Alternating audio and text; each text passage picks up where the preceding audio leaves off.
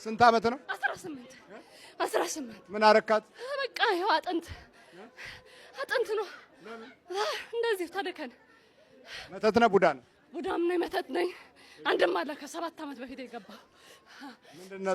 ስበር አገኘኸኝ። የት ነው የምትበረው? 10 ሰተች ድራሹ አይጥፋ ጥግት ብላ እዛ 10 ሰተች። ዛሬ ማላት አንተ የተመተትከው በስንት ዓመቷ ነው?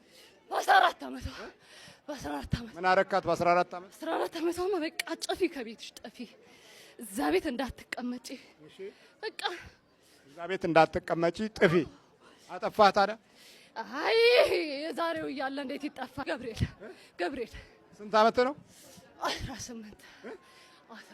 18 ዓመት ቁጭ ብላ። ከየት ሀገር ነው አሁን የመጣችው? ትሬኛማ በቃ ከዚሁ ከካልጋሪ። ከካልጋሪ ነው? ከካልጋሪ። መተት ነህ? ቡዳ ነህ? ዛር ነው? ቃል መተትና ቡዳ። ቡዳው የት ነው የገባው? ቡዳው ኤቭሪዌር። እኔ ማግኔት ነኝ ትላለች። በቃ የት ነው የገባው ነው ያልኩህ? ትምህርት ቤት። የት ትምህርት ቤት? ቦቫሌ። የአበሻ ቡዳ ነው የፈረንጅ ቡዳ? የፈረንጅ እግሯን ጧ።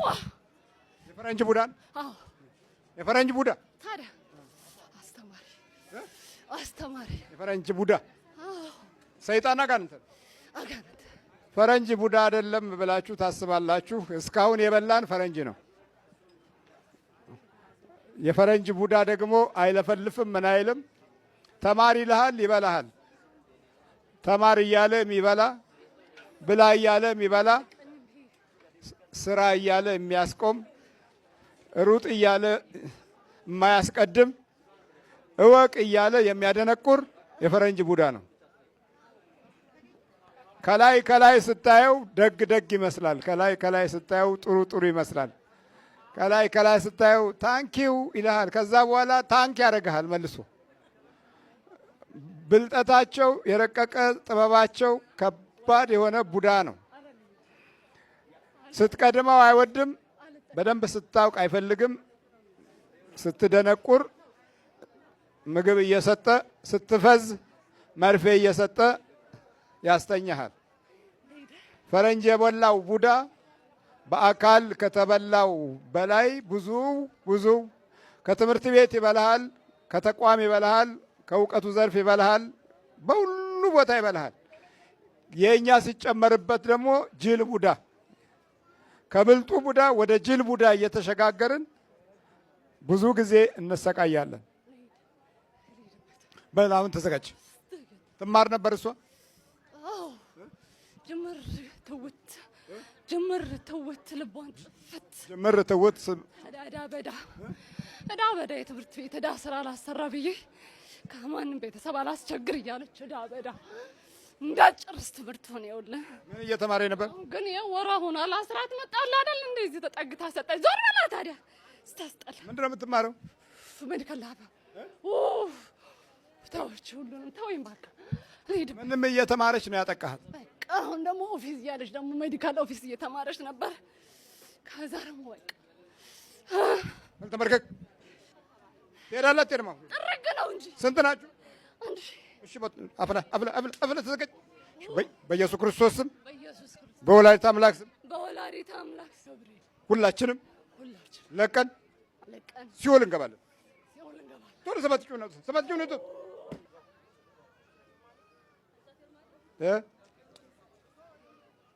ማን የታ ልጇ በር ነው? እግዚአብሔር ስጦታ መኖራቸውን አውቀሻል? አዎ ውሽ ታገልኩ ትግል ነው። ወይኔ ትግል አባቴ፣ ወይኔ ትግል አባ፣ ወይ መከራ ይባላል። ለጄም ባልኩልኝ አባዬ፣ ወይ የራሱ የተሰቃየው በዚህ ጎበዝ ነው እሱ። እግዚአብሔር ይመስገን፣ እግዚአብሔር ይመስገን። ታዘዛል። በጣም አመሰግናለሁ። እግዚአብሔር ይመስገን።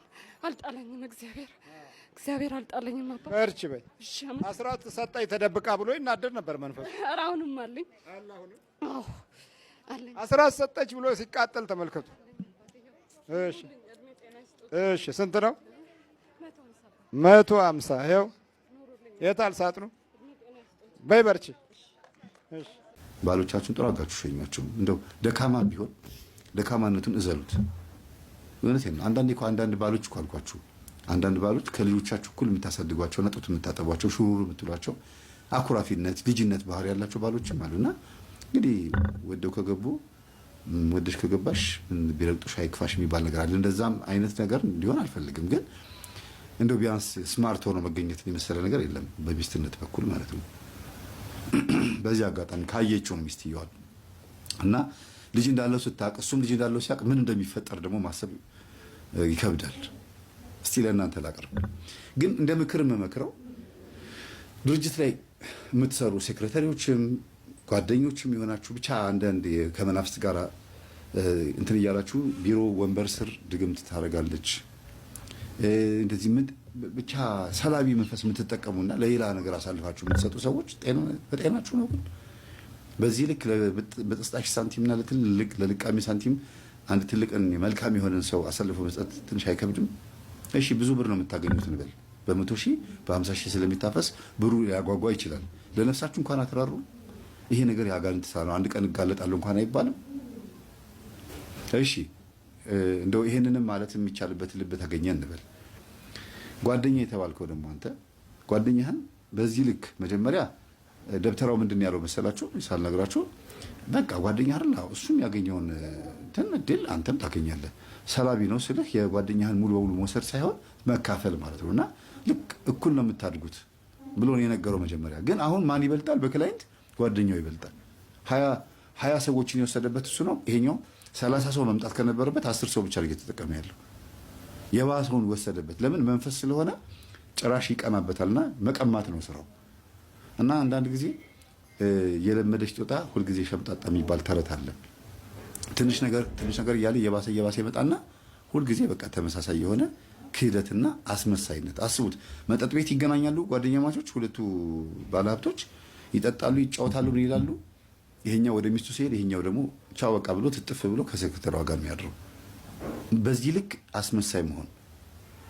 ድመት ሁሉ አስቀምጠው ነው እንግዲህ ብያቸዋል። ድመት ማለት ነው የእውነት ድመት አይደለም።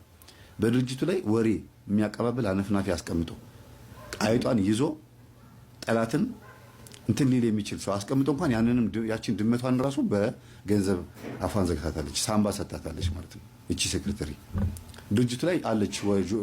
ጆሮ ጠቢ የምታሸኮሽክ የገዛ ዘመዱን እኮ ነው ያስቀመጠው ሰው። የገዛ ዘመዱን በገንዘብ ምን ብላታለች? አፏን አዘግታታለች።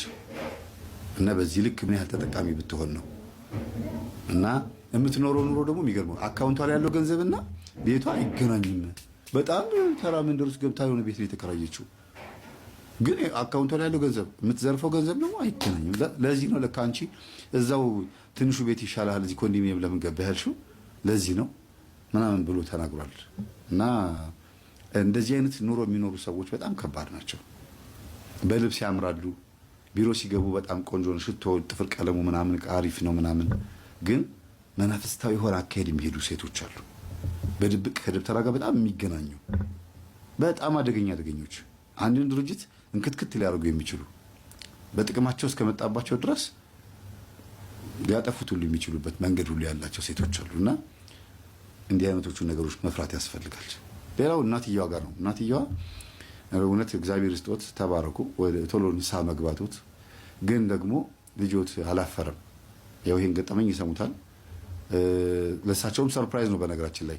ለምን ወደ አባቱ ድርጅት እንደሄደ አያውቁም። አባቱን እንዳገኘም አያውቁም። አፈላልጎ አባቱን እንዳገኘም አያውቁም። በቃ እናቴማ በዚህ ልክ ከተጸጸተች ጸጸቷ ከንቱ እንዳይቀር ተጸጽታ መቅረት የለባትም ብሎ ሄዶ እንትን ያለው ለእናቱ ሲል ነው። እና ገጠመኙ እንዲሰሙ ከጋበዛቸው እንግዲህ እኔም ደርሶ በጣም ደስ ብሎኛል። እርሱ አሁን ደስተኛ ከሆኑ ልጆት አባቱን አግኝቷል። አባቱ ድርጅት ተቀጥሮ የአባቱን ድርጅት ከኪሳራ አድኖ ትርፋማ አድርጎታል። አሁን እንደ አባቱ ድርጅት ሀብታም የለም። የገዛ ልጁ ደግሞ ከሞት እንደታደገው ከእንደዚህ አይነት ነገር ከኪሳራና ከውድመት እንደታደገው ደግሞ ቢሰማ አባትየው ደሞዝ አይደለም ይጨምርለት፣ መኪናውን ሰጥቶት አይረካም። ሚስቱ ጋር ወስዶ ነው ይኸው ልጅ አለኝ ብሎ የሚነግራት ብዬ አስባለሁ። እና ጸጸቶት እውነተኛ ጸጸት ስለነበረ እግዚአብሔር በልጆት በኩል ክሶታል ብዬ አስባለሁ። እና አዳልሞቴን ለማስወገድ ጥረት ያድርጉ። እሱ በጣም አደገኛ መንፈስ ነው። ወደ መናፍቅም ወደ ፍልስፍና ወደ አንዳንድ ቦታም ለመውሰድ ጥረት ያደርጋል። ለዚህ ነው ሴትዮዋ ቤተክርስቲያን ተሳልሞ ያቆም ያልኩት። አዳልሞቴ መንፈስ ያለባቸው ሰዎች ቤተክርስቲያን አይላቸውም፣ ጸሎት አይላቸውም። ከጸለዩም ይጠራጠራሉ። ከተመረከኩም በቃ ዝም ብሎ ስዕሉን እያዩ ዝም ብሎ መጠራጠር ነው እና መናፍቅ የማድረግ ኤቲስት ፓጋን የማድረግ ከእግዚአብሔር ሐሳብና ከእግዚአብሔር ቃል የመለየት ባህሪ ያለው አዳልሞቴ። ይሄ መንፈስ አደገኛ መንፈስ ነው እና ሴትዮዋ ቤተክርስቲያን የማይሄዱት በዚህ መንፈስ ምክንያት ነው ማለት ነው። እና ወንድማችን መጽሐፍ አንባቢነቱ ከእናቱ ጋር በጨዋነት ማደጉ እንደገና ደግሞ መንፈሳዊ ሕይወቱን በተወሰነ መልኩም ትንሽ መንፈሳዊ መጽሐፍቶችን ማንበቡ ጠቅሞታል። የእግዚአብሔር ስም የተመሰገነ ይሁን። መልካም ቀን እና ኮሜንታችሁን እንፈልጋለሁ። ጸሎት እምቢ ካልን በኋላ የሚከተሉት አይነት ትውልዶች መጡ። መውጫ መግቢያህን በአይናቸው የሚቆጥሩ ከዛም አልፎ ተርፎ ሁሉም በየደረጃው ፈታኝ የሆኑ ሰዎች እየተፈጠሩ መጡ። ሰው ለሰው ፈተና ከመሆኑ አልፎ ተርፎ ድሮ ለሰው ፈተናው ሰይጣን ነው። ሁሉም ሰይጣን እንደሚፈትነው ያውቅ ነበር። ዛሬ ለሰው ፈተናው ሁለቱም ናቸው፣ ሰይጣንም ሰውም። የጋራ ህብረት የተፈጠረበት ጊዜ ላይ ደርሰናል። ባለመጸለያችን የክረምት ስደት ላይ ነን ያለ ነው። ሰው ቤቱ ቁጭ ብሎ ይሰደዳል። በየአረቡ ሀገርና በየምድረ በዳው በየበረሃው በሲና ተራራ የሚሰቃየው አካላዊ ስቃይ ሲሆን አሁን ቤት ቁጭ ብለን እነዛ ከሚሰቃዩት በላይ ደግሞ ዛሬ ይኸው እንሰቃያለን። ቤት ቁጭ ብሎ መሰደድ ታውቃላችሁ? ቤት ቁጭ ብሎ መሰደድ ኑሮ አልሟላ ብሎ ጊዜው አልሳካ ብሎ በክፋት ተጠላልፎ በምቀኝነት ተይዞ የቢሮው ውጥረት በየአቅጣጫው ያለው ነገር ሁሉ ተዘበራርቆ ስንገባና ስንወጣ የሚጠብቁን ሰዎች የሚያስፈሩና የሚያስደነግጡ ሆነው ይኸውልህ እንግዲህ ቤት ቁጭ ብለህ ተሰደድክ። የትም ሳትሄድ ርቀህም ሳትጓዝ ከስፍራህና ከሀገርህም ሳትወጣ በዜግነትህና በኢትዮጵያዊነት ባህሪህም እንዳለ ሆኖ ግን ስደተኛ ነን። ጓዛችንን አልጠቀለልንም፣ ብርድ ልብሳችንን አላሰርንም፣ ስንቃችንን አልያዝንም እንጂ ዛሬ ሁሉም ከህሊናው ጋር ስደተኛ ነው፣ ከአእምሮው ጋር ስደተኛ ነው፣ ከጠባዩና ከባህሪው ጋር ስደተኛ ነው። ቋንቋ ለቋንቋ አልግባባ ብሎ ድምፁ ለድምፅ አልስማማ ብሎ ቋንቋው ተሰዶ ሊናችን ተሰዶ ድምፃችን ተሰዶ ማን ይስማን? ለማን እንንገር? ለማን እናውራ? ሁሉም ተሰዷል። ለተፈጥሮ የሚገቡን ጸጋዎችና ስብዕናዎች ሁሉ ሳይቀሩ ስደት ላይ ናቸው። ስለዚህ ቤት ላይ ቁጭ ብሎ መሰደድ አለ። ተኝተህ መሰደድ አለ። እንጀራህን እየበላህ በቢሮም ስራህን እየሰራህ ትሰደዳለህ። የሚያሳድድህ ውስጥህን እንድታጣ መታገል ነው። ውስጥህን ማጣት ይሄ ነው ስደት። ክረምት ይሄ ነው፣ ደንበኛ ክረምት፣ የስቃይ ክረምት ይሄ ነው። ይኸውልህ በመንፈስ የምንሰደደው ደግሞ ሌላ ጉዳይ ነው። ይሄኛውም ሌላ ስደት ነው። ሲያቃዥህ ያድራል። ሀሳብህ ሳይስማማ ከጀመርከው ጋር ሳትገናኝ፣ ካቀድከው ጋር ሳትገናኝ፣ ከኑሮ ጋር ሳትገናኝ ስደት ሁሉ ጊዜ እንዲህ ነው ስደት። ይኸውልህ ስለዚህ አልጸለይንም።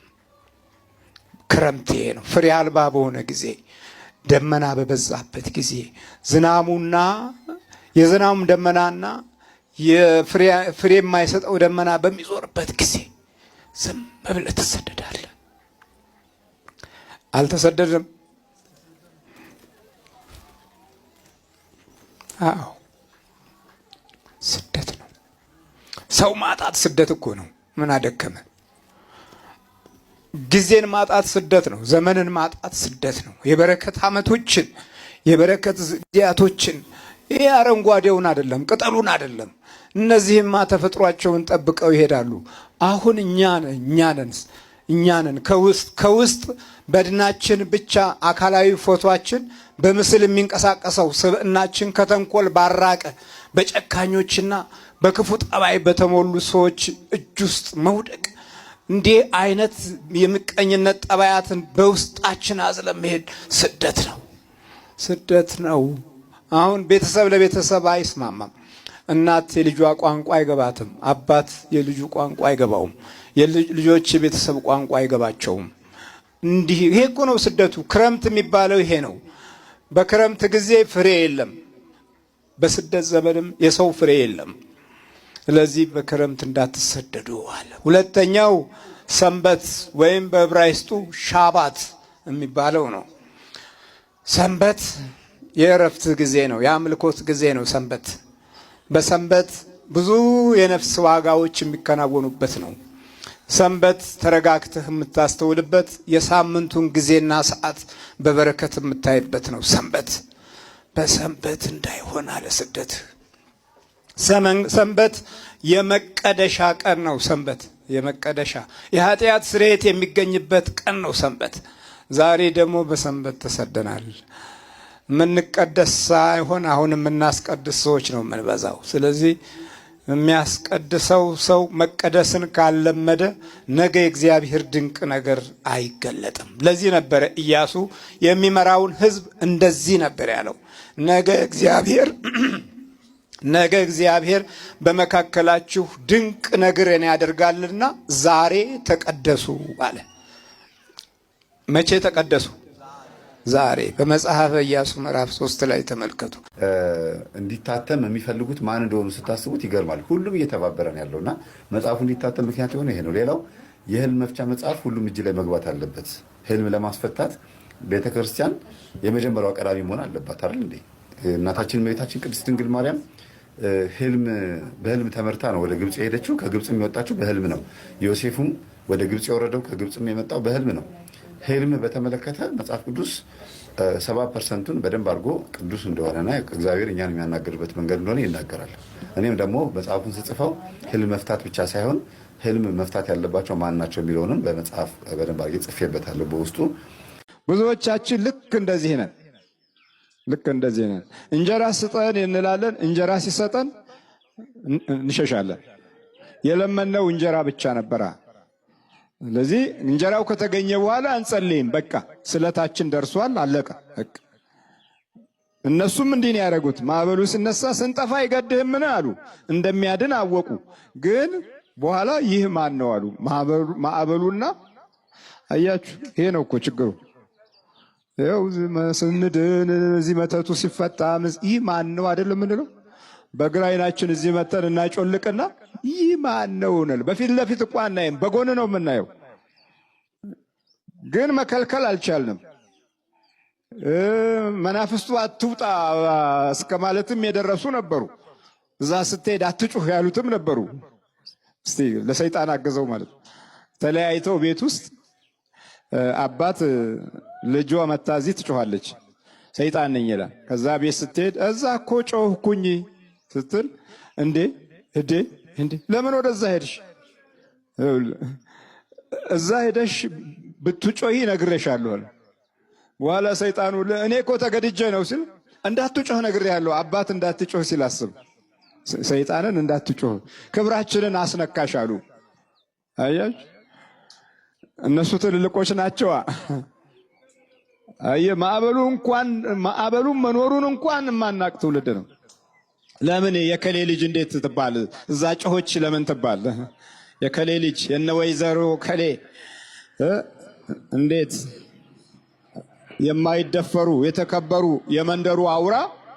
የመንደሩ አውራ ልጅ እንዴት እዛ ጮሆች ይባል? እንዳትጮህ ነግሬሃለሁ እያለ አባትየው ትእዛዝ ይሰጣል። እሱ እዚህ መጥቶ ይጮሃል። አትጮህ አለኝ አባቱ አለ። ትእዛዝ እኮ ተነግሮ የነበረ ግን አልቻልኩም ይላል እሱ እዚህ። ይሄን ያህል ነው ፍጥረታችን።